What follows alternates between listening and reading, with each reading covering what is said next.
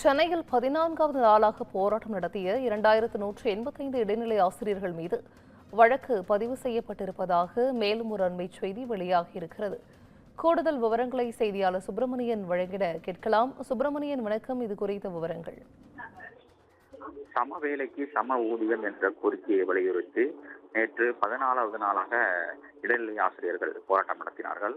அந்த போராட்டத்தின் தொடர்ச்சியாக அவர்கள் கைது செய்யப்பட்டு பிறகு விடுவிக்கப்பட்டனர். இது தொடர்பாக 2185 இடைநிலை பதவி மூப்பு ஆசிரியர்கள் மீது எழும்பூர் போலீசார் 3 பிரிவினின் கீழ் வழக்கு பதிவு என்பது செய்யப்பட்டிருக்கிறது. அனுமதியின்றி கூடுதல், பொது அமைதி குந்தகம் விளைவித்தல், சென்னை மாநகர காவல் சட்டம் ஆகிய பிரிவினின் கீழ் வழக்கு பதிவு என்பது செய்யப்பட்டு இருக்கிறது.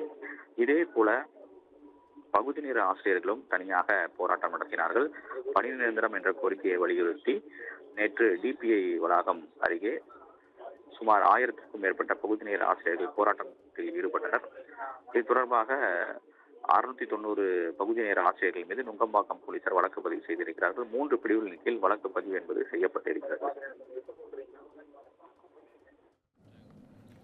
விவரங்களை வழங்கியமைக்கு நன்றி சுப்பிரமணியன்.